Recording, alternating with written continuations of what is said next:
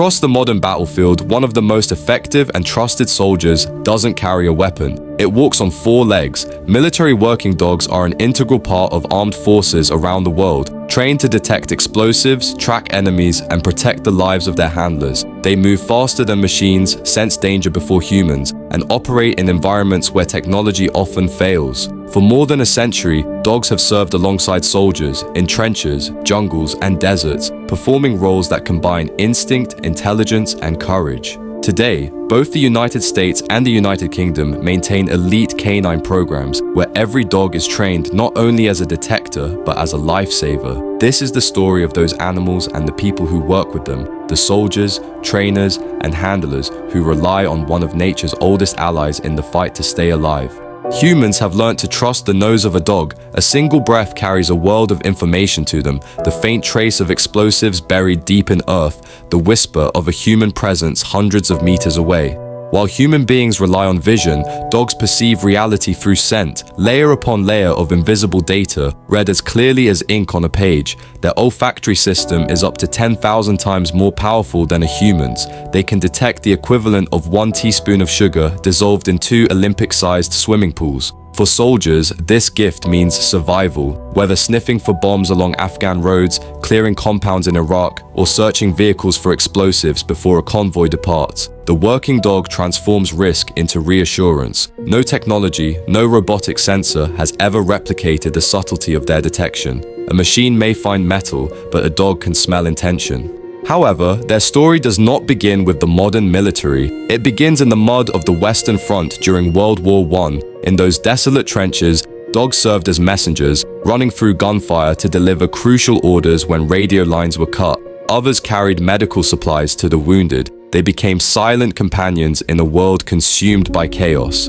In World War II, they guarded ammunition depots, detected infiltrators, and patrolled the perimeters of Allied bases across Europe and the Pacific. By Korea, they had learned to detect ambushes and mines, but it was in Vietnam that their legend truly took form. Scout dogs, lean, alert, and tireless, walked point on jungle patrols. They could sense the presence of enemy soldiers long before human eyes saw movement. It's estimated they saved over 10,000 American lives. Many never returned. When the war ended, thousands were classified as equipment, left behind or euthanized, a decision that scarred the hearts of the men who had trusted them with their lives.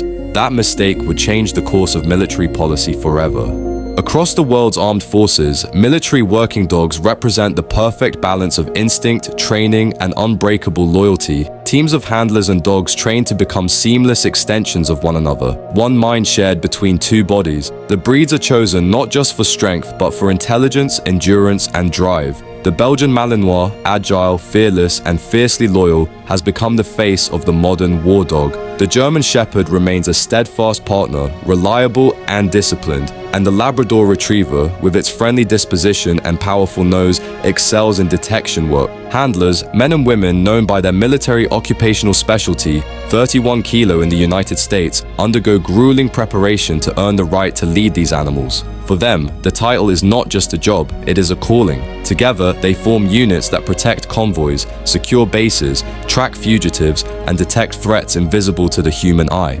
Hundreds of young dogs begin their transformation from energetic pups into elite soldiers. Their training is an intricate dance between instinct and obedience. Each behavior is honed through repetition, play, and trust. Explosive detection dogs learn to recognize specific odors, TNT, C4, dynamite, until scent becomes language. They are tested relentlessly in open fields, inside buildings, beneath vehicles. Certification demands near perfection, 95% accuracy or better. Patrol dogs, on the other hand, train for control as much as aggression. Their bite is powerful enough to subdue an enemy, but their restraint, their ability to stop on command, is what defines mastery. Handlers study every nuance of body language, the twitch of a tail, the flicker of an ear, the subtle tension in a leash that signals discovery. Over months, a silent vocabulary emerges, a shared code of trust. It is not obedience, it is partnership. It has been said that a handler and his dog are one heartbeat in 2 bodies. In war, that bond is both weapon and shield. Handlers feed their dogs before themselves. They share tents, share silence, share fear. In moments of danger, it is the dog who steps forward first. Official documents once called them equipment. But equipment doesn't nudge you awake when you're lost in a nightmare. Equipment doesn't rest its head on your knee before a mission. Equipment doesn't die in your arms. Every handler remembers the first time trust truly clicked, when command became understanding without a word, when they looked into those dark eyes and realized, this isn't just a dog, this is my partner. In the chaos of modern warfare, these dogs have proven themselves again and again. In the dusty alleys of Iraq, a Malinois named Rocky halted at the doorway of a compound. His handler followed his signal, a sharp, controlled freeze.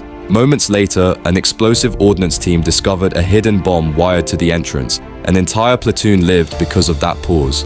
In Afghanistan, a Labrador named Eli searched mountain passes for buried explosives.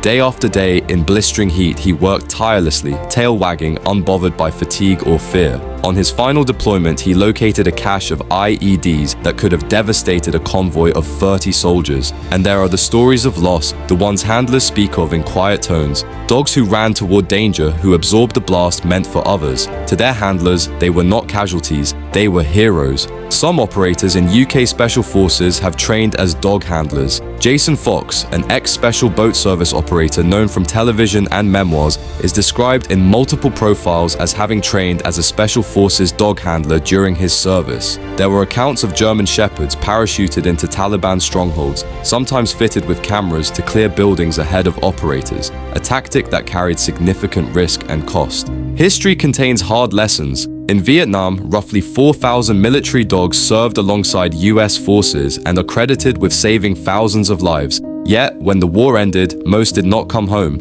Only a small fraction were repatriated and many were euthanized or handed to local forces, a decision that left a lasting wound among handlers and advocates. The memory of that abandonment became a turning point, prompting later reforms and memorials to ensure never again. Today, in the United States, a memorial stands at Lackland Air Force Base, a bronze handler kneeling beside his dog, eyes fixed forward. Etched into stone are the words, "They protected us in life, they watch over us in death."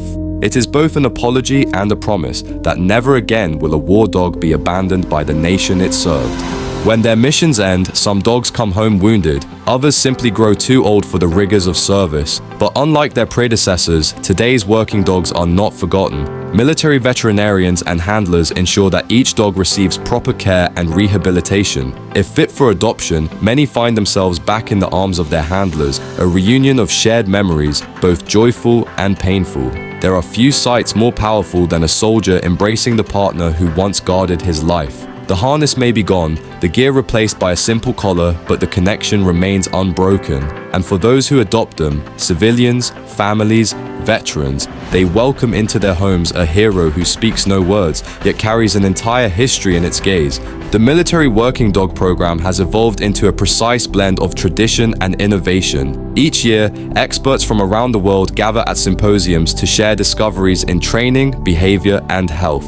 Nutrition is now a discipline of its own. Meals designed to sustain endurance, sharpen focus, and enhance recovery. Trainers experiment with scent compounds, behavioral enrichment, and even virtual reality simulations to expose dogs to new scenarios. Partnerships with civilian police and foreign militaries ensure that knowledge is shared globally. Because the goal is not just to train dogs for war, but to understand the bond between species that has shaped our survival since the dawn of time. In every generation, humans have found comfort in the presence of dogs, but in the military, that comfort becomes something deeper, more sacred. A handler once said, "He was my reason for being brave." Another, years after retirement, still keeps his dog's collar by his bedside, worn, faded, but never forgotten. These animals are more than soldiers, they are the living embodiment of loyalty.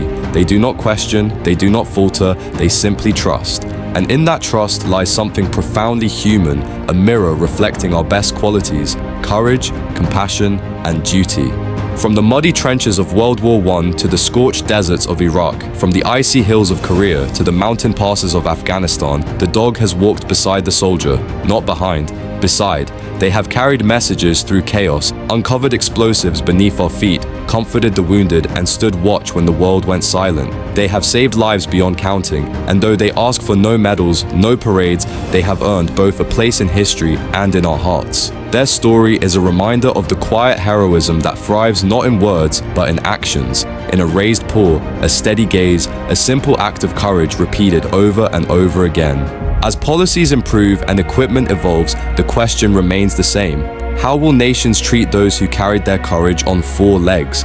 The answer is visible in training grounds and veterinary wards, in uniforms and adoption forms, and in the quiet monuments that name the dogs and handlers who stood together. That answer matters because every deployment, every mission, every life saved is a proof not only of the dog's skill, but of a shared duty between species to protect and to remember.